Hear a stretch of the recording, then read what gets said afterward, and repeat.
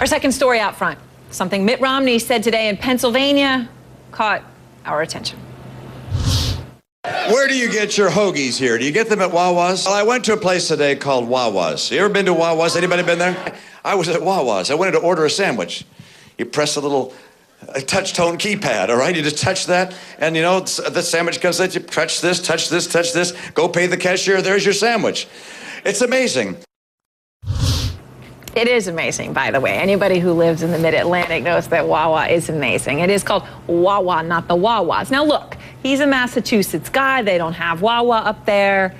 It's a sad thing for them. But critics were quick to say it shows Romney is out of touch. But let's be honest. Romney and the president have both proven they are far from average Joes. The private sector is doing fine. Rick, I'll tell you what.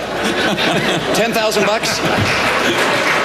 $10,000 bet? They get better. They claim to guns or religion or antipathy towards people who aren't like them. I drive a Mustang and a Chevy pickup truck. Ann drives a couple of Cadillacs.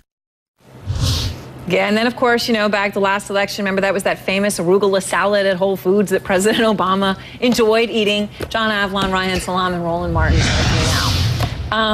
Yeah, I like looking at Reihan and Roland, both with this look on their face like Cheshire cats. All right, Reihan, you're sitting next to me, so take it away. I got to say, I mean, I feel bad for the guy that he's deprived of a Wawa, singular.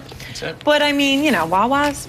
Well, one thing about that video that's worth mentioning is that if you look at the unedited version of the video, what he's describing as amazing is not Wawa's, the fictional store that, as we both know, doesn't exist, but rather he's talking about private sector streamlining. That's the thing that's really amazing. So it's not actually this kind of supermarket checkout moment. Okay, but that has been in Wawa for a while. I mean, I am a Wawa lover. Well, but he's talking about, you know, he's talking about innovation in the private sector.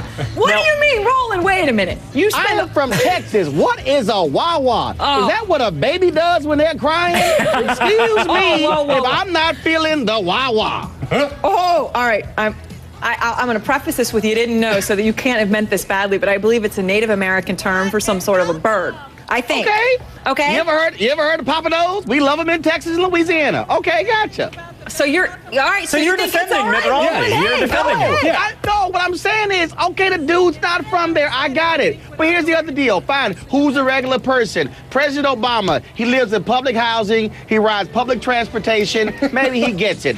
We go through this all of the time about being who's a regular person. Guess what? Both of these guys got money. It's not like they're hanging out, riding the metro, the subway, or the bus every day. Yeah. Of course they're not regular. I don't want a regular president. Well, you know, look. Well, there's something to be said for that, right, John? You don't. No, look, I mean, Roland's right to the extent that this is something that gets trot out every campaign cycle. The president's out of touch. And when you live in the bubble of the presidency, of course, de facto. Hey, remember there was the Google. You're going to do the Google. You're going to, you know, and this cycle is complicated by the fact that you got a candidate running against a president who has a horse in the Olympics now in dressage. I mean, it's an exaggerated version of an out-of-touch thing as well. But look, these are gaffes on the campaign trail. This is something goes back to George H.W. Bush with a scanner at the grocery store. These are innocent mistakes. But the real question is folks feeling they can relate to him. And that's what this all becomes a proxy war for. Are they authentic? Can they relate to me? Do they seem like real guys? The old beer test. I'll defend the premise of politicians being out of touch in this broader way. But I'll say it a little bit differently. It's not so much about Romney or Obama. Whenever you get elected, whenever you become president, you see a lot of folks abandon positions they'd held before, partly because you're surrounded by the national security state. You have a totally different idea regarding what is and is not appropriate. In part, think about the security that you're surrounded by constantly. You don't really have the ability to just zip into Wawa in your pajamas on a Saturday morning, like I like to do. That's what I'm saying. And go ahead. Look, we can get so excited about this. Bottom line is, we do not have regular candidates. They are not regular. It's just like, look, it drives me crazy in the Beltway when everything is about if you didn't go to Harvard or Yale, somehow you didn't go to a top quality school. All that plays in this whole nonsense. All I'm saying is fine. Do this, Mitt Romney. Get you some campaign staffers who know about the local joint. Give them the FAQ. Run it all down so you don't say, oh, you can press a button, you get a sandwich. These guys are who they are. Okay, and who they are. And look, his wife said today, we're not going to take foreign trips because we have several houses here, we can live there.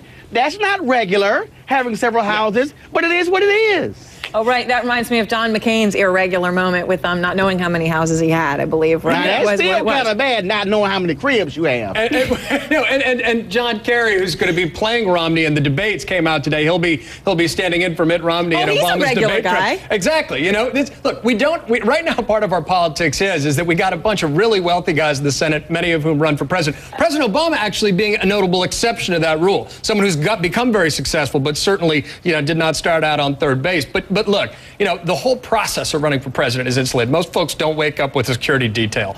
And so right from the get-go, you're starting off in a strange place. That's actually the fundamental reason why there are a lot of folks who believe that we want these unusual people to have less control and authority over our lives, right? I mean, that's the kind of core of the idea, because there's no way that you from Washington, D.C., no matter how noble or well-intentioned you are, can really understand the texture of life for people who are in very different places.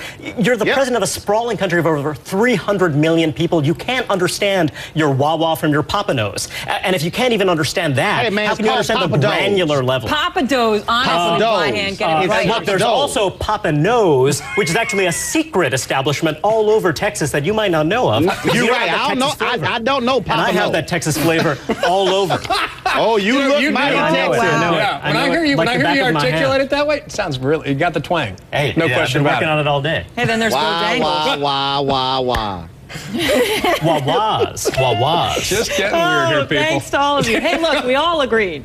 Don't really, you want to have special, exceptional people run for president. People who champion the best or what we can become, not people who champion something else. Special is the right word.